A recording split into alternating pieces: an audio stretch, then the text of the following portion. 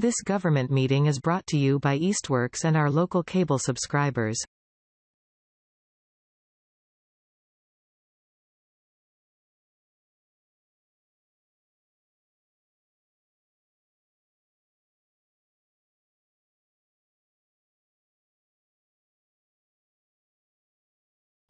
All right, good evening, everyone out there in TV land and those present. We have a quorum here tonight for our Southampton Planning Board meeting, October 16, 2024. A lot of housekeeping to do here by the looks tonight, so I will defer to our consultant, Richard Harris, who is here to update us on the site plan review that we have been discussing, getting it ready for the warrant, and also followed by bylaw revision discussion, camping, glamping, short-term rentals, etc. So I'll let you start off with what you want to begin with. What you have for you is, this first one is a revised draft based upon discussion at the last meeting. I mean, there was some discussion about if somebody's going to do a small solar, for instance, for their house, ground mounted, should they have to have public notice in the paper, etc. And so I had incorporated that in here by basically saying if it's a minor activity, something requires site plan review and has been located in a residential zoning district, it's a minor site plan review, and those don't require those type of legal notices. And then it also makes clear that the board can set up in the policies and rules and policies or policies and procedures a class or classes that do not require that type of notice. So when you start when you start looking at the policies and procedures, you can say, these are type of applications we don't feel that a legal notice should be required. Just notice to butters, and that's sufficient.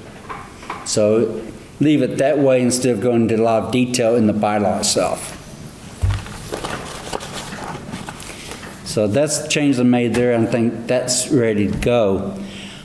But if that goes through at the same time, you need to have, and I sent out an email this morning with additional warrant article, that if this goes through, then you need to go through the bylaw, and where it says site plan review and approval, change that to site plan review, where it says, and in the solar bylaw, where it says site plan review for one class, site plan approval for another, it's minor site plan review and site plan review.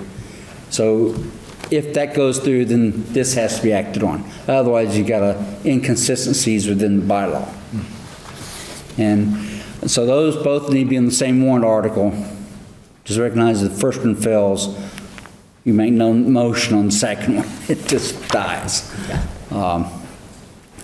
So I don't know if you have any discussion about those, but that's what we've got so far for site plan. That could be advertised for hearing and then be held, then be scheduled for a town meeting whenever that is to occur.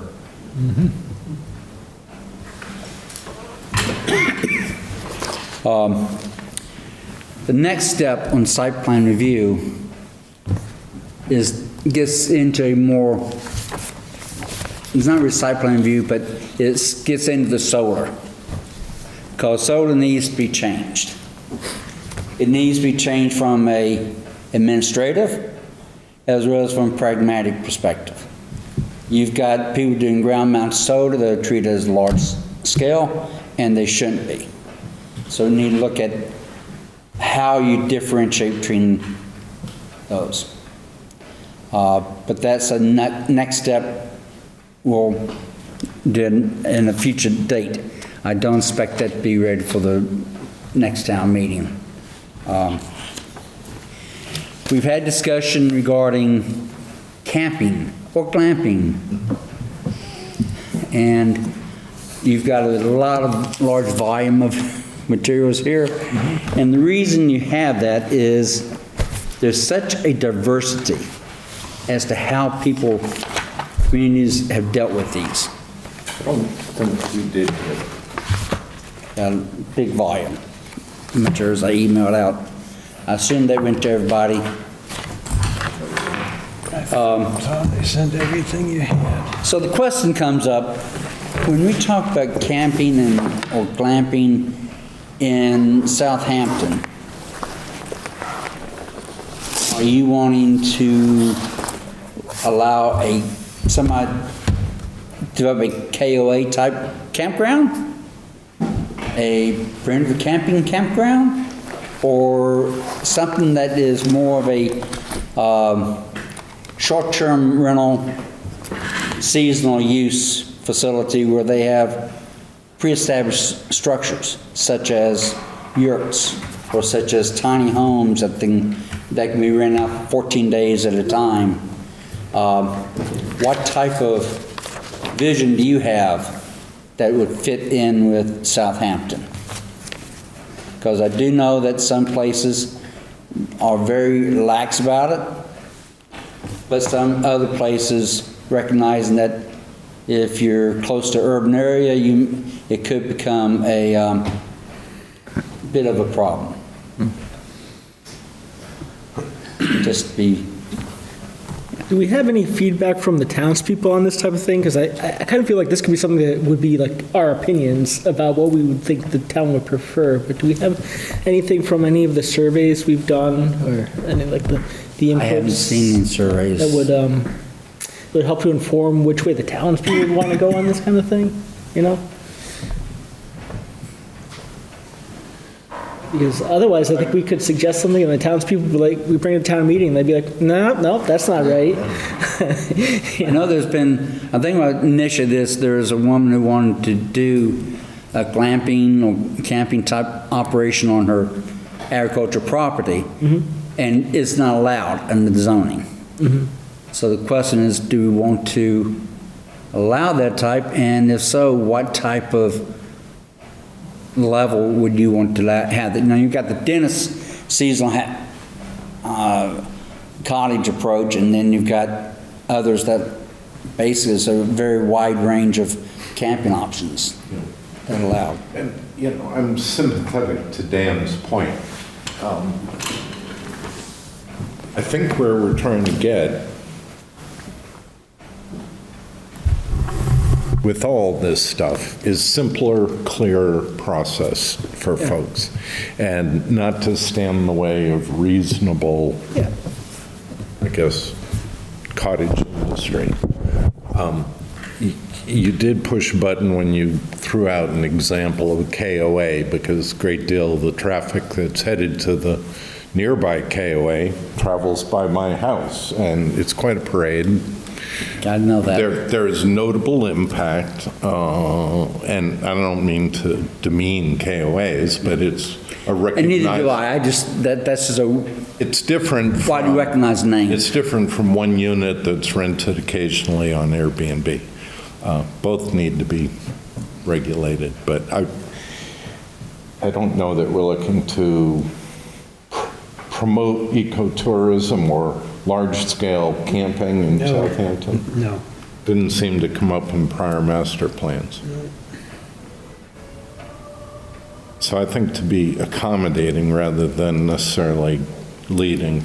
So perhaps something that if somebody is actively maintaining their property in agricultural use, they might be able to use a portion of that property for seasonal, what I would call glamping type operations, where it's not a backpacker comes in, sets up their tent, but rather there may be established facilities there that they could rent for up to 14 days, for instance. Well, that's the key, established, not somebody pitching a tent, but someone that has the structure on hand. Okay. That's why I think it's easier just to focus on the short-term rentals, like just bound it to the short-term rentals for now. And Would that fall under that umbrella, short-term rentals? Yes and no. Oh, okay. Short-term rentals would be one way to help regulate these. But short-term rentals doesn't get around the prohibition of more than one dwelling on property. And Is it fair to say short-term rentals is a use regulation, not a structural regulation? yeah, it's more operational type. And it relates more to established dwelling units that are then being rented out, or portions of dwelling units being rented out. Everybody refers to Airbnb, but it's not Airbnb, it's Vermo, it's all kinds of other platforms. But it is largely intended to keep someone from, without proper inspections, renting out multiple portions of their building or their home for short-term purposes, and especially in proximity to certain large institutions that we have in the region. But it doesn't get to the issue of multiple dwellings on the property that you have with glamping or camping. So I would, my personal opinion is, you would want, if you want to allow the glamping type established structures, you also want to have the short-term rental regulation as well, because that covers both categories as well. And the short-term rental could actually be more accommodating. Let's say someone wants to rent out their house on a short-term basis for up to 4 weeks. But you might, in the glamping type environment, set it to a 14-day limit. So there's, because there's more dwellings there, it's not like you're simply changing the occupancy of an existing dwelling. Do you understand where I'm going from? So I think there's... Do you want to refer to the South Hadley short-term rentals? We want to go to that, or I want to get the idea of the, I think on the camping, glamping, if I understand what we want to look at is, you agree that if it's for purpose of maintaining agricultural use, so someone is not just taking wide range property, and only for, they have to have established structures that they're renting out, Right. as opposed to allowing for the portable tents or trailers. Right. Yeah, and we just want to make sure it's clear that homeowners can camp on their property all they want with their own tents, not interfering with that. But you can't rent out your property for someone to bring in a tent and camp.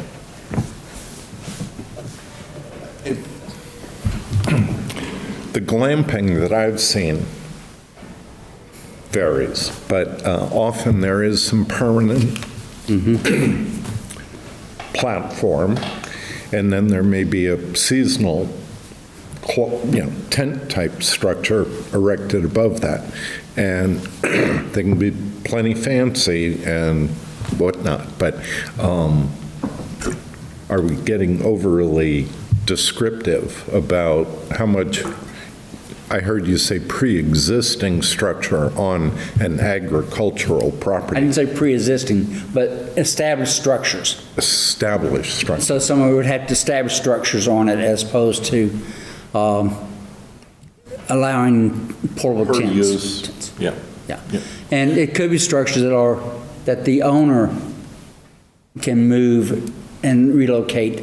Yeah. But A shepherd's wagon. yeah, right. And mention diversity.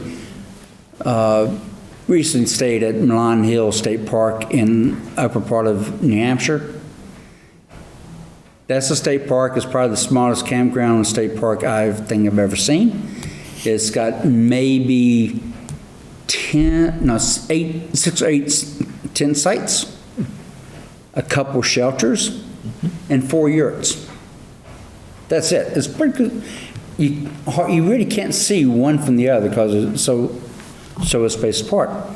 But that, yeah, they don't have showers, but in a sense that's glamping because it's not packed in, and half the spaces are established structures such as shelters or yurts. Okay.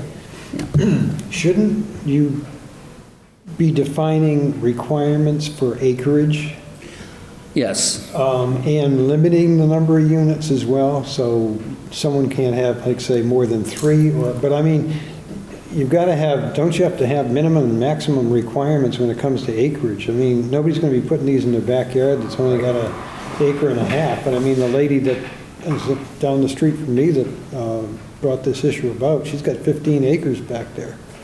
So setting those type of limits would then... right. And it may be, now I'm going to do more research, but that's why I want to get some idea, the parameters you want to look at. Because what I'll probably look at is other communities and see if maybe one campsite per acre they have. That doesn't mean it's one distributor, but that's the quantity up to a maximum number. And we can look at the term, the duration people could occupy one of those. So you can have somebody moving there for the summer or for 6 months at a time. I didn't notice it in your attachment, which I sent to everybody now. I thought I'd sent it earlier, but all of the different scenarios you gave. Did you do any research at all on glamping, or could you find it anywhere? There's nobody that defines it in the bylaws as glamping. They refer to seasonal housing, seasonal recreational, Seasonal housing, okay. seasonal recreational. So that's what I think I know where you want to go with this, and I can do some more research and come back with something. What do you guys think? Yeah, I think, it's going to be a minimum acreage and then a maximum density that you could have, so many campsites per acre. Right. But there still have to be a maximum. I guess two questions. One is, it always seems that sanitary seems to be an issue that needs to be somehow written in there. It has to comply with DEP and Title V and sanitary code. And one of your things said they had to have water and sewer in accordance with the National Fire Associations or something like that. But that was an old one, I think, from way back. But we need to have some clause in there that you have to have the sanitary. I would suggest that any sanitation has to be approved by the Board of Health. Yeah. That's fundamental requirement. 2, there has to be approved by the fire chief for Safety. public safety and access to each of the units, as well as provision of water for fire protection purposes, fire suppression. And then get into the issues of, do you allow fire pits at these facilities? Of course. Which I think you normally do. Interestingly, in Acadia National Park, at Scudic Peninsula Campground, they have some hike-in, most places call them walk-in. These are hike-in, a quarter-mile hike into at least, and those don't have any fire pits allowed. They used to until they had a fire and they had to carry water in by hand to suppress the fire. And so they said no more. So I think issue of fire pits gets into provision of water for public safety suppression purposes. In a contained. Right. And it has to be somewhere they can get fire apparatus to, because if you're camping in the woods and you got dry season, Shut it down. yeah, but it can ignite very quickly. And I'll be sure they can get to it. So is there any opportunity for the town to tax these type of things? If we're going to have to maybe provide certain fire apparatus to access these? Draw something up. I think what you probably would do is require not a tax, but a licensing fee. You probably want to, well, Well, I would suggest that the select board would want to explore having a annual license based on the number of each site. Well, we won't have to worry about that until this passes muster. If that's, then I would, no, if this, if That'll be a hot button. Might be a long conversation, huh? I'm kidding. the planning board I decides they don't know what we're want, getting into, but I don't like it. if the planning board decides they want to go forward with something like this, I would suggest that'd be a select board licensing issue. Yes. That would be, you would probably want to then put a bylaw on the warrant at the same time. That this goes through, that needs to go through. Okay, yep. And the same thing with license and, with your maximum of 14 days or 7 days. How would that be enforced or monitored? I mean, you say we don't want somebody coming in and homesteading, but who's going to check and see if they've only been there for 3 days or 6 weeks? And how is that monitored? Like with any other special permit, this is You take them on. to court if they don't comply? Well, actually, you have better opportunity because you have special permit being held here. That's a conditioned special permit. If the owner is violation of it, and I suggest that be in by law, if it's not maintained, one of the penalties would be they had to shut down the glamping operation. So if it's determined that people are in fact staying longer than the allowed amount of time, that has to be done with the owner's approval. So there, I think you would then make that as one of the ways the building commission could enforce it, is by requiring them to suspend operations until such time as it's rectified. I think the money made off of a short-term rental is taxed differently than a long-term rental. So from the owner's perspective, they have an interest to ensure that people don't stay there over a certain period of time, because that puts them into long-term rental tax versus a short-term rental. What prompted a lot of the short-term rental discussion state, in Easthampton state, short-term rentals were taken away from affordable housing units. But on a broader case, communities generally were opposed to what was happening because people using Airbnb, what have you, they weren't paying hotel motel tax. Yep. And short-term rentals should be subject to those revenues.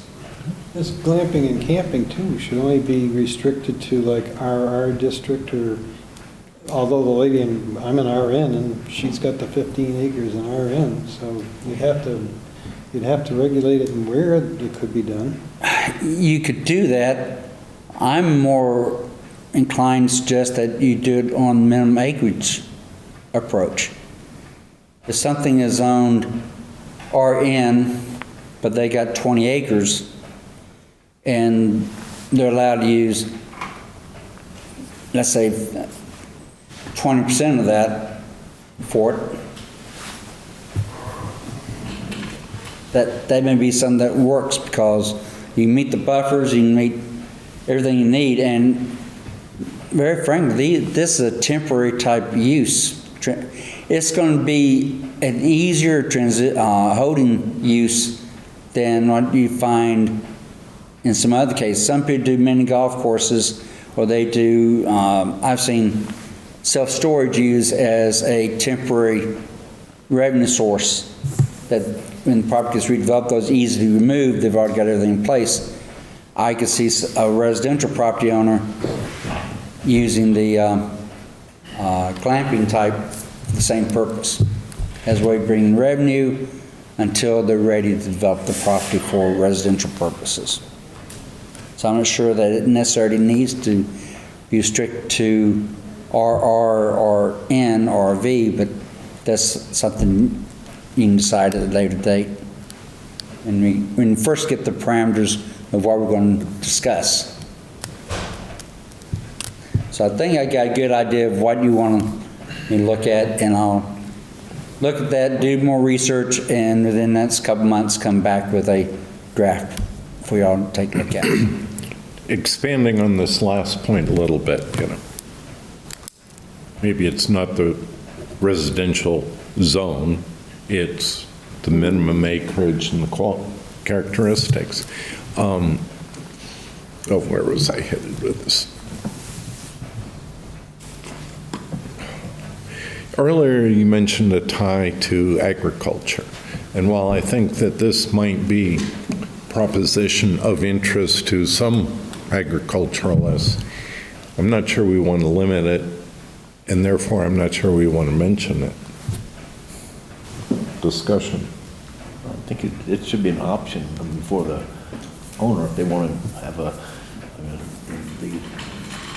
guests or clients to participate in farming, that's something I don't think, I agree with you, I don't think it's worthwhile putting in there regarding the agricultural.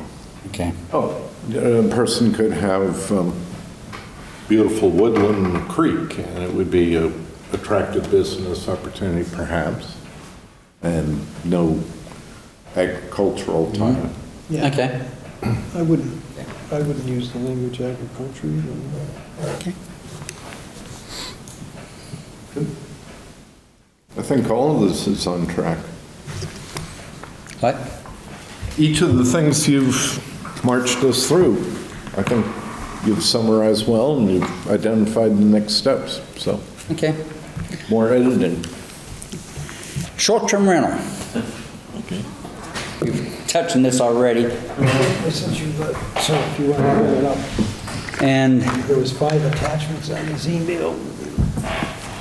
I gave you the South Hadley one because I knew that was ready available, and I could find others, but I want to get some idea where you can go with this. I think South Hadley is quite a thorough one. That's because you work for them. I can do this one. He's This- patting his own back. This is done after I retired. Oh, my goodness. I kept avoiding this. And this was done after the state enacted the law on short-term rentals too. Because Wait a minute, let's back up here. He said he wanted to avoid it, yet he's here with He's making us do it. Come on, what's going on? well, this was raised already, so. But one thing that's interesting about South Hadley is, in theirs, they differentiate how short-term rental is regulated for owner-occupied structures and non-owner occupied. Owner-occupied is site plan review. If non-owner occupied, it's special permit. I think that's a very good approach because if somebody owns property and is living there, they're more likely to regulate how the short-term rental occupants are functioning. And if somebody who owns it doesn't live there. I personally, that's a good approach, especially in a region that has some significantly sized universities with, or I should say, institutions with population. And they restrict 28 consecutive days or less. And so I don't know if you want to pursue this or not. And I can pull out some other example. I can get other communities that have enacted short-term rental bylaws as well. We take a look at. No, I like the approach. A question I have about the one specifically for South Hadley. Do you know how long they've had it in place? Just I want to see how long it's been used to get some data on how well It was it's adopted worked. May 10th of last year. Okay, so it's kind of new. It's new, yes. Yeah. And I know they've had a couple of applications already, from talking to the planning director, and I met with her before.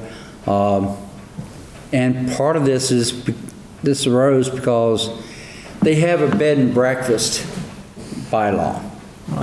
And what we found is, at one point, I identified 25 Airbnb postings in South Hadley. And that fluctuated from month to month. One time I could only find 5, and they're kind of difficult to find where they are because they screen them. But we only have 2 approved bed and breakfasts. Those 2 went through the permitting process, the annual inspections by Board of Health, Fire Department, etc. All those others didn't. And so they've got a short-term rental bylaw that gives them some force to actually make compliance, because the issue we ran into without this is it's a residential use.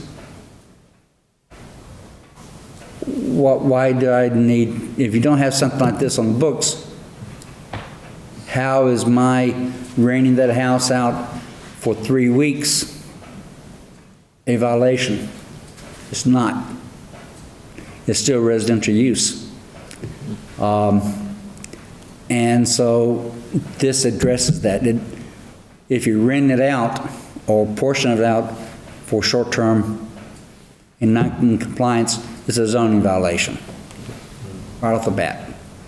And that's the benefit of having this on books. Because otherwise, yeah, and that's the question we kept going around with the building commissioner and town council is, where's the violation? And there wasn't. How much more complicated could this be going with some other towns? I mean, comparable in size than we are. I mean, this has all the meat and potatoes to it that it should. I'm not quite sure. I mean, like you say, they throw it out there and maybe a couple years later they might revise it, but right now it's a pretty good starting point for the stuff they have here.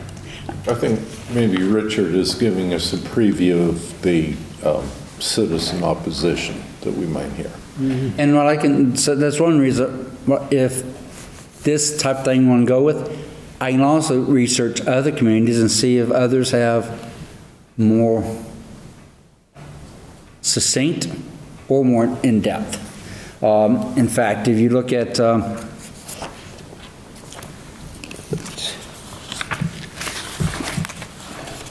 Mount Washington, they have a very, very brief short-term rental.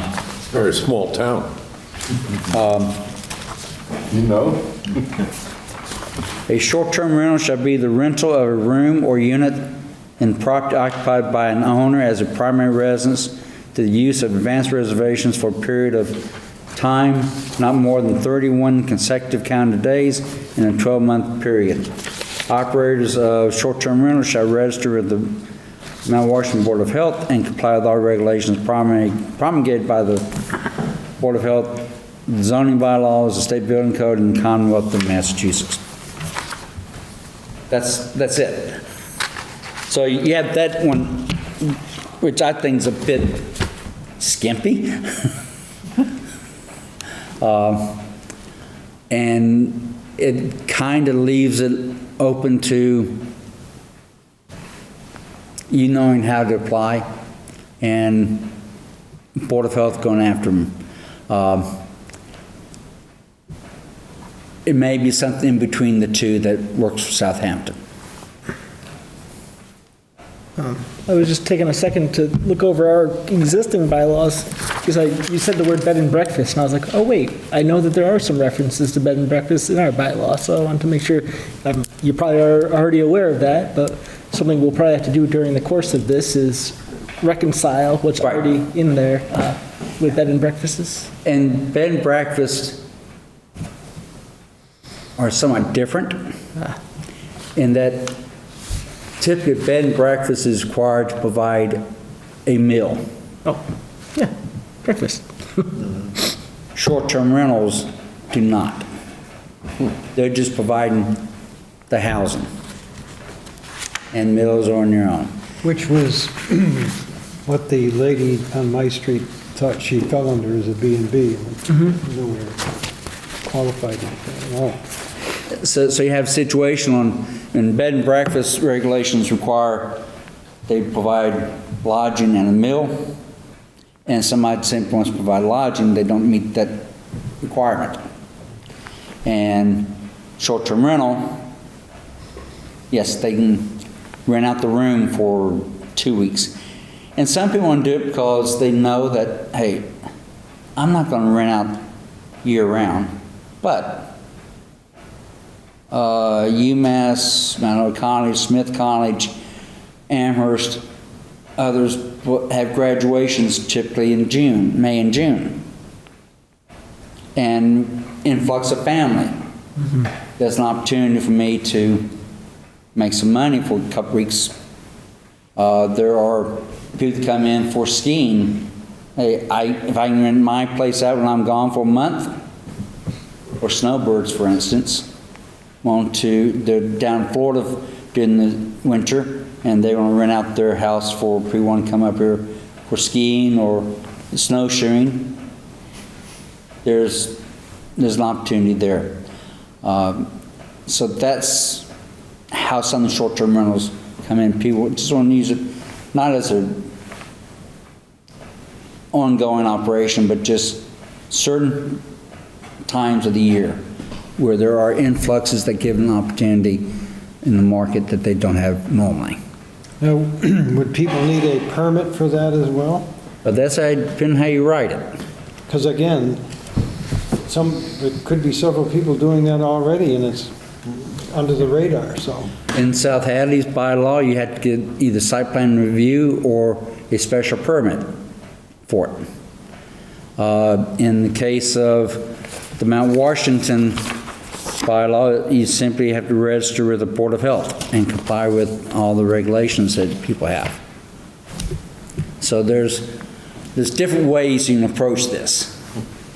My preference would be that, or my recommendation would be, if you're going to entertain this, and you're right, there are people doing it under the radar that you don't know about, nobody knows about, that it's being done. And my suggestion would be that, hey, they have come in either for site plan review or special permit. There's a public hearing, the abutters get notified of it, and you get that input from the community before you approve it.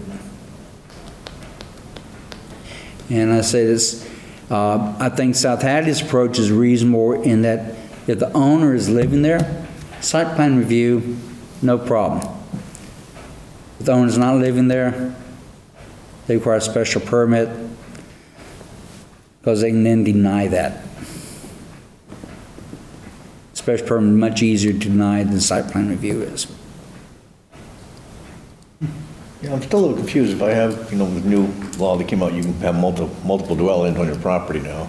So you have three multiple dwellings on your property, and one of them is unoccupied, and you just rent it out to somebody for 2 weeks. They have to come here for a site plan review before they can rent out one of their 3 houses on their property? That ain't gonna happen. No. You're typically not allowed, I don't think you're allowed to have more than one dwelling on property. Okay? I thought the new bylaw that... Short-term rental includes renting out a portion of a unit. Let's say just a bedroom.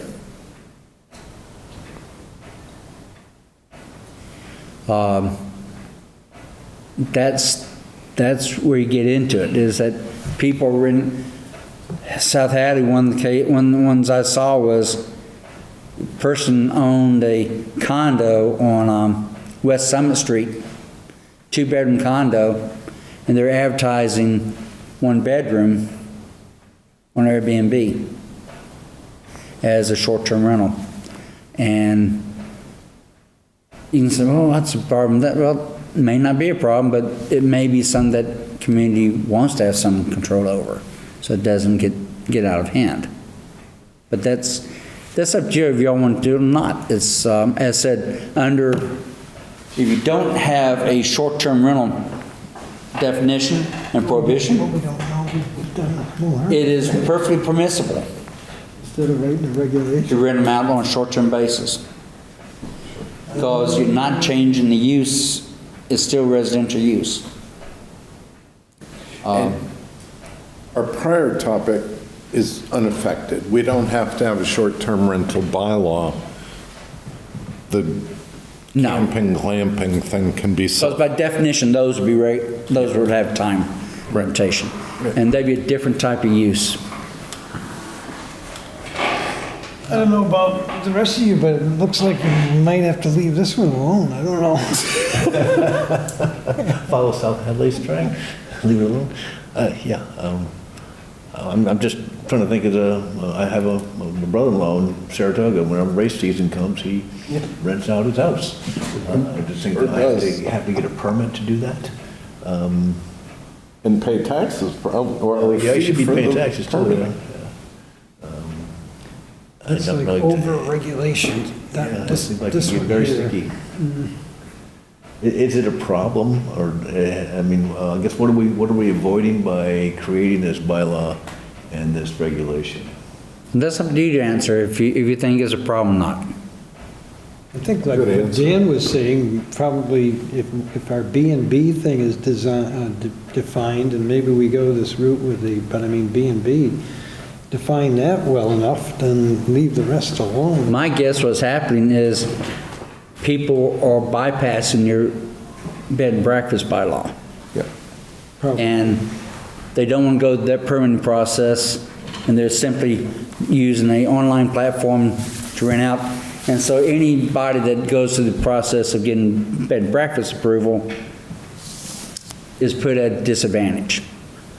The bed and breakfast is also paying hotel motel tax, and folks renting short-term rentals aren't. So you're effectively hurting your businesses by not regulating short-term rentals. So your homework assignment for the next meeting is you go and Google B&Bs in Southampton on some of these Verbo sites or whatever, and see how many of them come up. Diantha's Garden went out of business 2 owners ago, and I currently own that B&B property. Yeah, those are B&B on Pomeroy Meadow. Yeah. North end of Pomeroy Meadow for quite a while, it was advertised. The old farmhouse there, right? Yeah. Yeah. To my knowledge, there's only one that we approved in my time on the board, and it's up off of Cook Road, I think, somewhere in there. And they advertise as such, it's not under the table, they are Right. a business. You'd have to do some business to pay the overhead. Right. And again, you have those who do that way and those who don't, and Well, I think very if frankly, we were in a tourist destination or a college town, we would have a different environment and so on. I think here with however few residential units we have, it would become obvious if there was an emerging problem, I think. And if we want to CYA and make sure that we tie it into B&B? the sanitary code. Yeah. I think the Mount Washington model is basically saying just follow the law. You have to provide sanitary facilities and I guess by implication, check with the fire chief, although they don't enumerate it. right. Yeah. And that's part of the benefit also is that, so I've never used Airbnb or Verbo. The reason I don't, because I know that a lot of those folks don't get their health inspections or fire inspections. If the Board of Health and the fire departments in South Hadley didn't know about them, it means they wouldn't get inspected. And I wouldn't want to stay in a place that I don't know hasn't been properly inspected. I stayed in one of those in the north end of Boston. Oh, Yeah. Lord. And I'm not saying that just because they're inspected means they're good, but I feel a little more safe about it than, none that don't get All inspected. good points. I think our chair signaled that we should Yeah. sleep on it. Yeah, and there's a lot of details if we're going to go in, if we're going to absorb this, it's got a lot of detail to work out. We'll hold off on doing anything in short-term rentals until you decide if you want to do anything in the future. So that's it. I mean, seriously though, you could write a bylaw for that. How many people would comply with it? Who's gonna go through that? Yeah, that's your, Unless somebody picks up the phone someday and says, hey, there's several cars parked here. I think somebody's got a rooming house here or whatever. That's the only thing that's going to trigger it, but I would agree with you, but I'll also tell you that laws in general are not written for the 95% of the population. They're written for the 5% of the population that don't do what's right. So if everybody did what was right, you wouldn't have to have any laws, any bylaws. And that's, Libertarian at heart. so it's the 5% that are not just not doing what's right, but they abuse it, and they're abusing, they hurt others. Yeah. And that's the reason you have basically all the bylaws and laws you have. unfortunately, those bylaws burden the other 95. If they all pay attention, they wouldn't need it. do we need to update or review our B and B? I'll take a look at that and see if there's anything that needs to be done on that.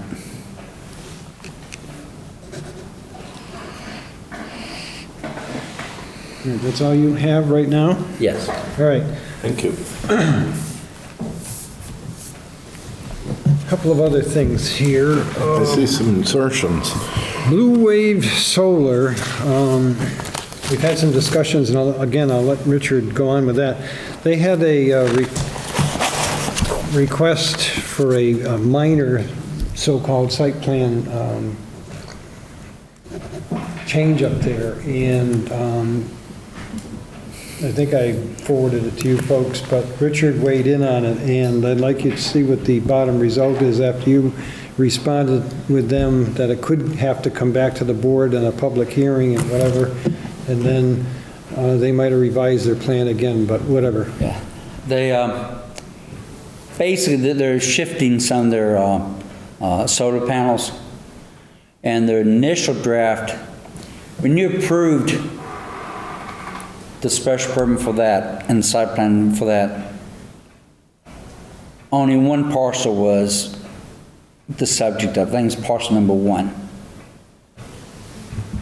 Well, when they shifted it, the initial draft showed panels extending onto, I think it's parcel number 11, also owned by the same owner, but my point of raising to them, they agreed, was that that was outside the scope of the original approval.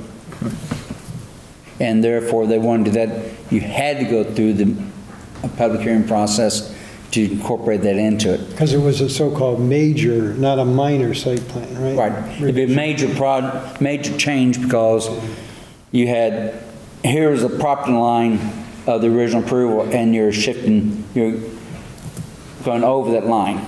Even though it's owned by the same owner, Right. you're changing the scope of the project. I think we gave them a waiver from separation from property line Right. because it was by the same owner. We didn't grant a waiver Right. to that portion of the bylaw. But they still can't go over the property Right, line. yes, I understand. And so they agreed, yeah, and my guess, they talked to their attorney, and the attorney said, yeah, you can't do that. And so they came back with the revised one, that they are going to clear a larger area than the original proposing, but still on their, only on the same one lot, one parcel. And what they're going to, and I was initially concerned about Erosion, aren't you? erosion, but they're going to clear it of trees, but they're going to establish it as a meadow, which should deal with the erosion and drainage issue that I had concerns So about. they're going to reseed it and whatever? They make it an open field, basically. Okay?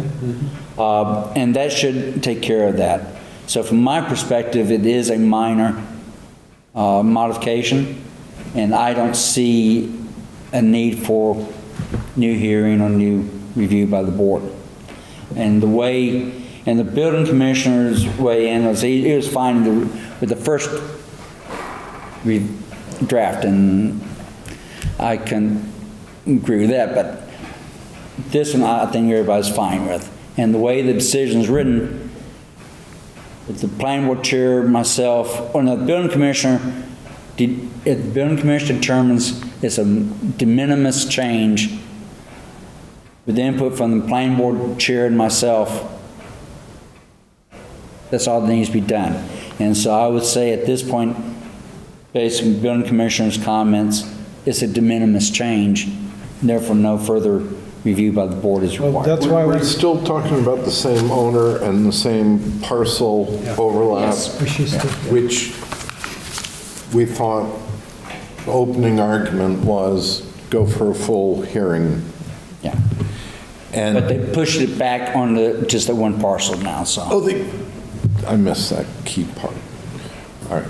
I was worried about legal notice to abutters, and if with the other parcel involved, we needed to reach new Yeah, additional abutters. And actually, because the property they were going onto on the original draft was owned by them, Yes. it wouldn't have affected the area of notice of abutters. The same abutters have been notified, just because of configuration of the property. Okay. But in any case, because it would have been a new property involved, they redesigned it to keep onto the original site. Great. Now, one of the other changes they're making, originally had two pads.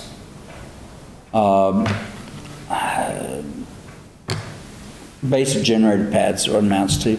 That's not for battery storage, is it? And Effectively. it's battery storage for this site. One was on the west side, one was on the east side. They've consolidated both of them onto the east side. I didn't see that as an issue that would be significant. Would that be the north or the south side? It's catacomb. It'd be on the right side of the plan. Okay, okay. So you're looking south at the barn and the orchard. But it moved further east than we. Yeah. Yeah, because I think we had a little bit of concern about some of the neighbors to the west that maybe there'd be sound, but the fact that they're taking that westerly one and moving it easterly, I think that's even better for the neighbors. I don't think it causes an issue. So the building commission already opined that it wasn't any problems with it anyway, but I think given what the changes they made, it would be de minimis. It would not require any notice. And so then they've got the approval they need from, all they need was approval from the building commission anyway, but yeah. Well, given that, he left this message for me on my phone this afternoon to see if the changes were going to be satisfactory. So that's why I brought it up tonight, and I'd like the board to approve the minor changes, given the description that Richard investigated on it, so we could tell him he's good to go. Do I have a motion? Sounds good. Stephen, yes? Second. No, it was not my motion. I'm sorry. I'll make the motion, as was stated by Mr. Harris. I'll second it. All those in favor? Aye. Aye. Okay.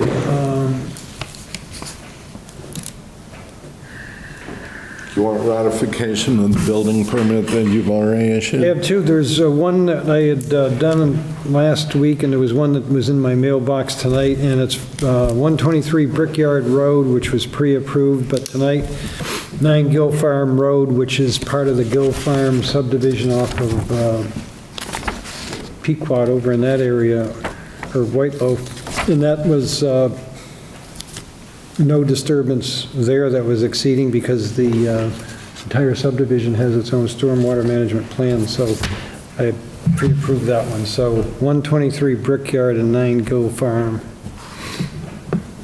Motion? I move we accept the chair's report on building permits issued since the last meeting. Second. Motion made in a second. All in favor? Aye. I received today, as I spoke before the meeting, we have a solar installation going in that I have to set a public hearing for. It's Valley Solar is doing a installation at 138 Brickyard Road, and it's a so-called large scale. They had to edit their application. It's 10 kW to 500 kW. So I'm going to schedule that right now, hopefully for November 6th. So I've got to get the information out for the public hearing and the abutter notices, et cetera, but they filed it. And I received a communication from George Russell, the conservation agent, that requested that all solar installations ground mount, if he could get copied on them, because he just wants to make sure that none of them have any conservation issues, wetlands or whatever. He would just like to review it for the sake of his office and his responsibility. So I will copy him now on all solar, ground mount solar. I think that's a good idea. So put that on your calendar for November 6th. We will need at least 4, right? Because that's got to be a supermajority. Yeah. Yep. And Day after elections. I don't have anything else. Any committee reports or updates on any committees you folks are around? Yeah. I think you have something to mention from about planning, right? From the select board, gosh, when did we last meet? You know that 117, 125 College Highway actually closed at the end of the month. And we're extremely grateful that a gift of $1 million from the Boyle family offset the purchase price of that property. So that's a huge milestone. And we also were in receipt of a third proposal for public engagement and land use planning. And so we, at the select board last night, selected a land use planning firm. We went with Pioneer Valley Planning Council with subcontractor of Dodson Flinker Associates. And Peter Flinker and crew would lead the public, well, it's not such clear cut. The visualization is certainly with Dodson Flinker. The connection to how well do our aspirations fit with our current zoning, with 40R, with something else that we might invent. We'll have excellent access through, if not one stop at Pioneer Valley, through them to the other quasi-state agencies like Mass Housing Partnership and whomever. But I'm really hoping that through the Regional Planning Authority, we're able to get leverage on the next cycle, which would be one-stop grants for design and implementation. So, right, Pioneer Valley Planning Council, Dodson Flinker. I don't know if they've been notified yet, but that was last night's doing. Last week's doing, Pioneer Valley Planning Council had their annual meeting, and they had a presentation. You might be interested. Richard is over at the boathouse or the riverfront or place I'd driven by in South Hadley forever. By Brunel's Marina? Mm-hmm. Yes, yes, at Brunel's. And boy, a whole bunch of researchers who looked at the economic impact of this regional planning agency. So the X number of communities pay in their dues. It's even in aggregate, it's a very small amount of money to hire a couple of people. But Pioneer Valley Planning Council being an MPO, RPA, all this, they are the big funnel and take in a lot of state and federal grants as a matter of course. So the multiplier from the municipal contribution to the total budget of or the total income of PVPC is a huge multiple. And then they went on to hypothecate about the multiplier effect and so on, how the implementation of a lot of these planned projects has growth impacts. All good. So you should feel good about our modest municipal dues to the regional planning agency. But along the way, one of the things at the prior select board meeting, we voted to support the PVPC's funding application to the Grant program, which basically would be a fresh look at regional housing needs throughout the Hampshire, Hamden, Franklin, and Berkshire counties, I believe Berkshire's included, and bring several communities up on their housing production plans. We might be in cycle to update our plan through this.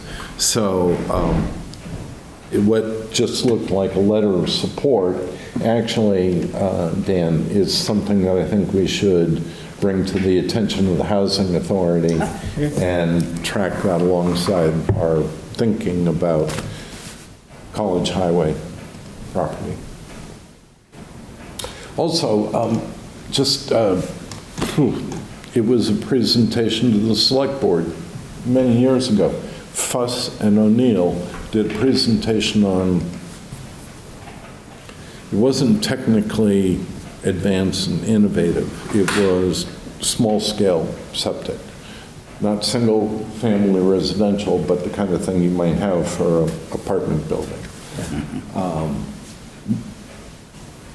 They were a little vague about the several different types of systems and how far they scale up before you're building a municipal treatment plant. But I thought it was very interesting in terms of the possibilities for 117, 125. Advanced and innovative gets us some relief from the nitrogen-sensitive criteria. The cost of those small